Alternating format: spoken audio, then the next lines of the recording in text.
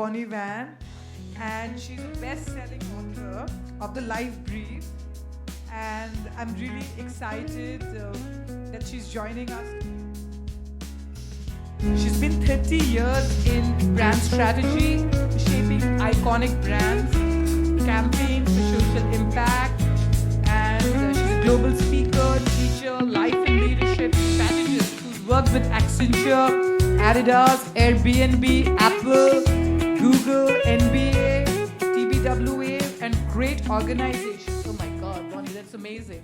One driving, penetrating question, which is, what do I really want? And what do I want that had nothing to do with social expectations, the way I was raised culturally as an Asian woman, what my parents wanted for me, what my husband expected, or even what my children needed. I gave myself for the first time in my whole life permission to answer with naked honesty what I really wanted.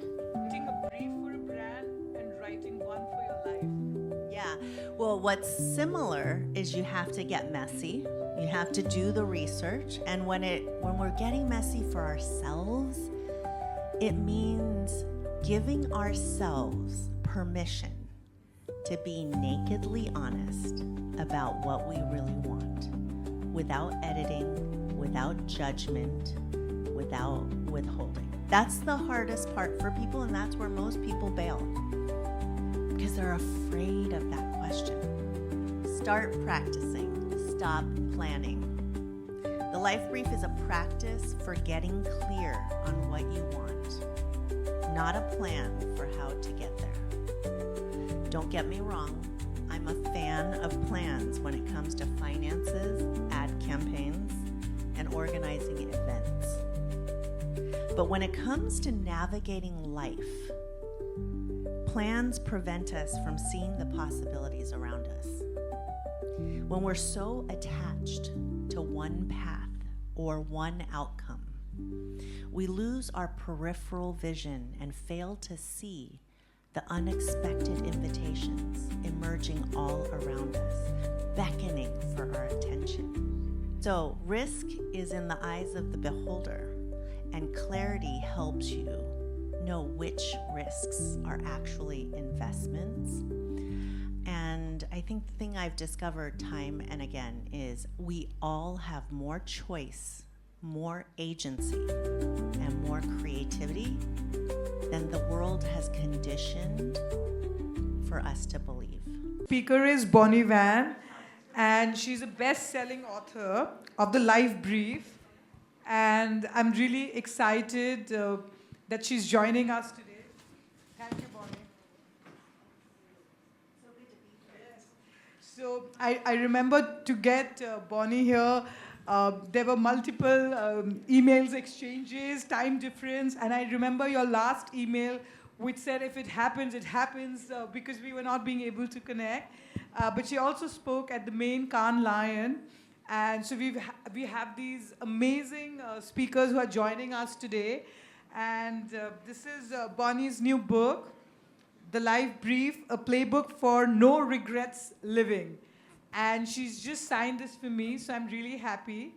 And yes, and you all can ask her any questions. So we'll make this session a bit interactive. Yeah, let's talk. And so a bit about Bonnie. Bonnie is the creator of The Life Brief that help people do bold, clear life decisions. She's been 30 years in brand strategy, shaping iconic brands, campaigns for social impact, and she's a global speaker, teacher, life and leadership strategist who's worked with Accenture, Adidas, Airbnb, Apple, Google, NBA, TBWA, and great organizations. Oh my God, Bonnie, that's amazing. So Bonnie, in your own words, I want you to tell us a bit about your journey, and now you're this amazing author. So please tell us about your journey. And Well, how did you come- Stuti, first of all, thank you for having me. Thank you for all the work that you do. I have not been in the business for 50 years, but I have been doing it for 30 years. 30, I said 30. Oh, okay. On my way to 50. No, I've been a brand strategy leader for 30 years, 3 decades. And along the way, I had a personal crisis of meaning in 2010. And as a reflex, I wrote a creative brief for my life. So I took the craft of strategy, brand strategy, the art and science of it in my darkest hour, and then applied it to my personal life, which at that time, I thought my marriage was broken. I had 3 young kids under the age of 5 years old. I was the main breadwinner of our house. I was also the 24-hour restaurant, the head of housekeeping, the sous chef, the play date organizer. So I was exhausted. I was frustrated. I was commuting long hours to work. I was flying across the country. My youngest child, Ruby, was only a year old. And I thought my husband was to blame. I thought that I was doing the unfair share of the work in our family, and I was fed up. I thought, I can't do this anymore. And I was met with these unbearable questions like, wow, did I marry the right person? Am I with the right partner? Can I hold up this big life that we've created? And what if the answers are no? And that was swirling inside me for over a year and a half. And to no answers. And then one day I found myself in the parking lot of the supermarket, unable to get out of the car. And I could hear the rain pounding on the metal of the car. And I was paralyzed. I felt stuck physically, as stuck physically as I was emotionally.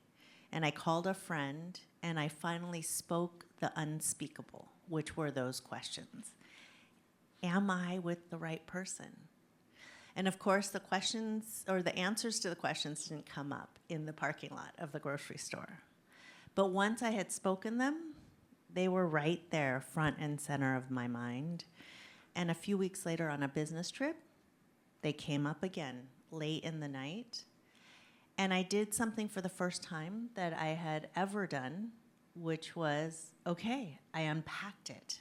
I allowed the questions to sink in and stir, along with one driving, penetrating question, which is, what do I really want? And what do I want that had nothing to do with social expectations, the way I was raised culturally as an Asian woman, what my parents wanted for me, what my husband expected, or even what my children needed. I gave myself, for the first time in my whole life, permission to answer with naked honesty what I really wanted. And I let it all pour out onto the page because I'm a strategist. So I collect the data. I collect the emotional data. And what happened after maybe an hour of writing, I mean, messy writing. This is not perfect, polished prose. But what happened was 2 things that took me by surprise. The first was catharsis. For the first time, I emptied out all the stuff I was suppressing, holding, stuffing down inside me. And it felt so freeing to get it out onto the page. But the second thing that happened was the aha. What had come out onto those pages was a different story than the one I was holding in my head, which was, my marriage is broken, my husband is to blame. And what I saw on the pages was not that my marriage was broken. It was that my relationship with time was what was broken. all the ways I was spilling and spending my time trying to be the people pleaser, the perfect mother, daughter, friend, the hero at work, trying to win the next big account, save the day, set myself up for the next promotion, the next big award, and always left too exhausted to invest my time in the relationships that mattered most, including the relationship to myself. I think that's the most important. Yes. The relationship with yourself. Yes, and when that aha struck me, I immediately went to solve the new problem that had emerged, which is often the case of strategy. You get faced with a project, you have no idea about that topic, that category, that industry. You have some assumptions, hypotheses, but then as soon as you start doing the research, you uncover the real truth, the insights. And that was my truth, my insight, that I was spending my time in all the wrong places. And that's why my marriage was hurting. That's why I was angry, bitter, frustrated, exhausted. And so as soon as I saw that, I started to reimagine my time. And that reimagining became my very first life brief, which is essentially a creative brief for your life. Amazing. And I can see your son. Is he your oldest or your This youngest? is my oldest, yeah. Okay. So I have got my young daughter too. So Yeah, I love that. I love when our family can join us, blend that work and personal. But my son was 4 years old when this happened. So you must be a proud son. I've just taken you on spot. He's also my social media manager at the moment. Yeah. So I don't want my daughter to hear that. She'll say, I'll become your social media manager doing all your Instagram stories. So I'm not sure if that's... I think she's well occupied in her own passion right now. And, so I actually want you to talk about the life... Yes. A bit about the life brief. And of course, you did touch upon. So how long did it take you to write the book? And, interesting, yeah. How did it, how did it help you on a very personal level? So I was invited to write the book 10 years after that first brief. So I wrote the first brief for my life. It completely transformed our family life. I like to say it took us from the dark chapter of our family life into the golden chapter. And we moved. I completely reoriented my work life. I stepped back into a 4-day week. We moved to a city that was less expensive. So my husband could actually stay back and become the lead parent of the family, which freed me up emotionally to travel for work and really lean into what I did. It was hard at first, but eventually I realized, wow, I really love this, and I trust who's at home. We moved into a neighborhood where we were only 1 block away from everything we needed. So no more shoving crying babies into car seats to get them everywhere. The school was a block away, the grocery store, the coffee shop, the pizzeria, everything we needed. And my agency met me at my brief.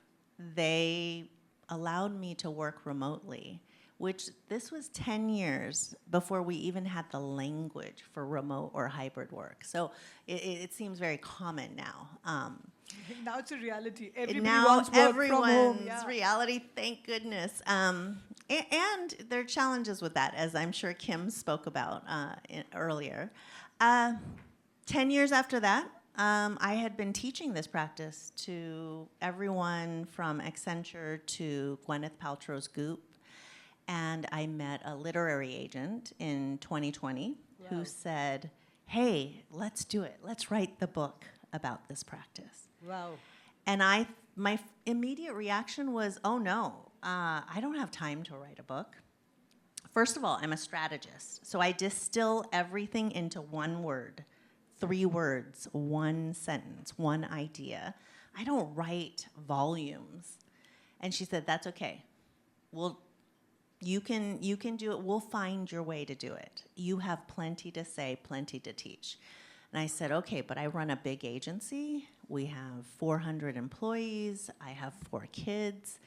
There's no way I have time to write a book. And she said, that's okay. We'll take as long as you need.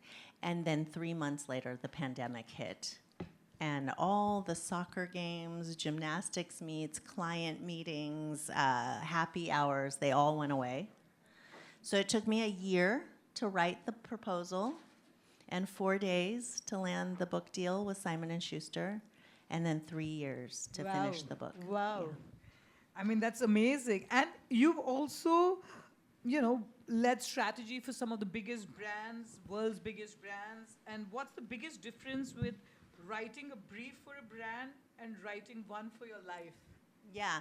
Well, what's similar is you have to get messy. You have to do the research. And when we're getting messy for ourselves, it means giving ourselves permission to be nakedly honest about what we really want, without editing, without judgment, without withholding. That's the hardest part for people, and that's where most people bail, because they're afraid of that question. They're afraid of disappointing the people around them. They're afraid of going against everything they've been taught or told by their cultures. I know this. I'm an Asian immigrant. I immigrated from Taiwan. My parents are Chinese from mainland China. I came to the US when I was 6 years old. So I know the pressures of what's expected. And in my culture, it's society first, family first. That's the same in India. Yes. Yeah. And as a woman, you are dead last.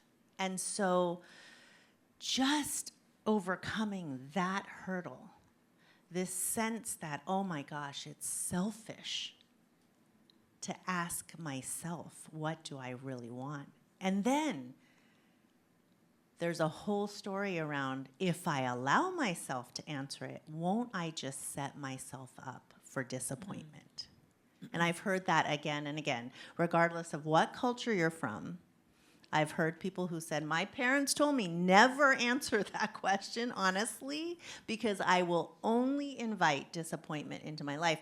But that is the opposite of what I've learned in the last 15 years, and not just for my own life, because I have a life brief about every part of my life, but what I've learned from all the people who have dared to courageously do this practice is that it is the transformative act that you can invest in yourself, which is to give yourself permission to answer it honestly. I call it naked honesty. Wow. I love the term.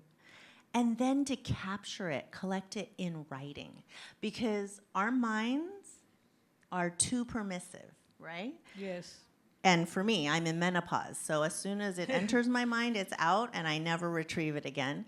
So the act of capturing it in writing, it's collecting your ingredients for clarity. And those ingredients become the clay. To write. Yeah, for you to see on the page, what are your patterns? What are the stories that are holding you back, making you hide, making you play it safe or small? You get to see what you're avoiding, what you're resisting. And what I find, I meet people everywhere with huge, tremendous potential, but are playing it safe or small because somewhere along the way, someone told them they're too much, or more likely, they're not enough. Yes. And when you can face those stories eye to eye, then you can reauthor them. And that's what the creative brief is all about. Now, in a creative brief for a company, we write the target audience, but the target audience here is all about you. The clarity is the same. Same. But, I just want to add, so of course my other business is communications. It's all brands and marketing. And the Women Inspiring Network came about in the pandemic because a client of mine said, let's do a webinar, but I have no budgets. And I said, we'll only do it if we have women change makers. And of course, we've done some 200 panel discussions. Wow. And our inaugural lounge at Davos earlier this year, and then Cannes, and in September is New York. And we do have one of our speakers here who had joined us in Davos, Mihaela. She's from Macedonia. And but I just wanted to sort of come back. What I have noticed in our couple of years of journey, because obviously we were just a community, and we were doing these online discussions, and I'm meeting all inspiring women like you at different parts of the world. But I feel there's been a shift also. There's a bit of a shift, the way especially Asian women are thinking. Like, I see a lot of family offices in India, but I can see the women who are in their 50s who may not have worked earlier, and may just have had a side role in their husband's business, but if their own children are going to Brown or Yale or something, now they want to sort of, and some of them were my speakers at Davos, so now they want to sort of be able to, come out, and now they're encouraging. So it's a good shift which is happening. It's a fantastic shift. Yes. Not just for Asian women, but otherwise also globally. So it's a nice thing which is happening, because these discussions help us to think differently. Yes. What you're observing is a cultural momentum that is driven by an inner force.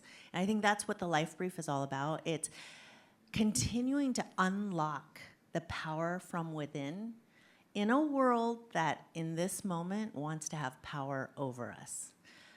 And I think the more women realize, lean into, embrace, and bring full force into is unlocking that power, the passion, the purpose they have, and the work that they create, the ripples they create, the movements they start to generate are massive, and you can do that at any age. I'm on the board of a new program at Yale that works with people who have already had peaks in their career, and they're looking at the third act. Wow. So these are people 50 plus, and whether they have achieved the heights of their industry, we're all living longer. So for the first time in history, we all have to think about what happens after 50. We're not going to retire, but we're ready to rewire and refire. And so your kids are raised. You've done the most tremendous job there is to do. That's the most creative job, the act of creation, creating life. But now, where are you going to direct your attention, your energy, your passion, your purpose, and your creativity? I love it. I love what you said. And do you have a favorite part in the book? Would you like to read it out to us? Oh my gosh. That's the book. Let's see.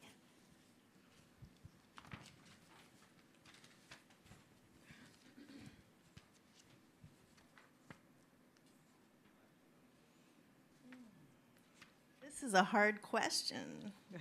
Spontaneously. Let's see. Or any part which you remember, any line which you loved it. Okay. Stop practicing. No, sorry. Let's start that over. Start practicing. Stop planning. The Life Brief is a practice for getting clear on what you want, not a plan for how to get there. Don't get me wrong, I'm a fan of plans when it comes to finances, ad campaigns, and organizing events. But when it comes to navigating life, plans prevent us from seeing the possibilities around us. When we're so attached to one path or one outcome, we lose our peripheral vision and fail to see the unexpected invitations emerging all around us, beckoning for our attention. As the poet David White once said, "What you can plan is too small for you to live." Plans are usually based on facts we already know or can see from where we're standing, opinions that we already hold. But life is peppered with surprise and serendipity that are impossible to plan for or all around. Plans are about seeing every step, executing each action as we see it from right here, right now. They dictate in great detail the how. But that's the thing we want to move away from. That's why in advertising we use creative briefs to capture a clear ambition or desired outcome, and then we leave open how we get there. Wow. I'm sure the audience loved it at the Cannes Lion yesterday. And one last question. So if someone who's stuck in their work or life, what's the first question they should ask themselves? There's many favorite questions, but I'm going to give you 3 of my favorite ones. But the invitation really is to give yourself 10 minutes a day. If you can't do 10 minutes a day, then do 5 minutes a day. And if you can't do 5 minutes a day, then we have to have a conversation. But it's 5 minutes of dropping into your quiet. That's down here, not up here. Dropping into what I call your knowing place. There's knowledge, and then there's knowing. This is a trap. It's a trap of stories. But this place holds your true self, your personal truth.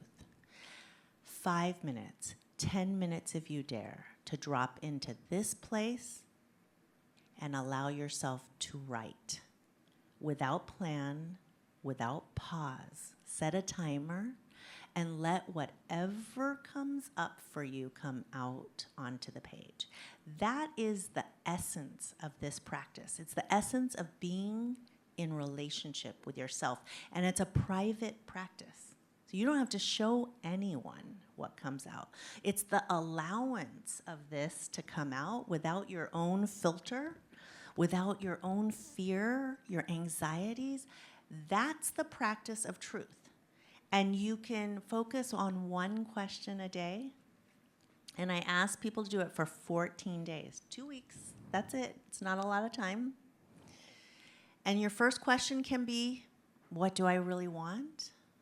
Or it could be, what's worth wanting? Or it can be, what lights me up? Wow. Or it could be, what is enough? What does enough look like? If I had 2 questions I would love the world to answer for themselves is, what is worth wanting and what is enough? I think we live in a world that knows no constraints.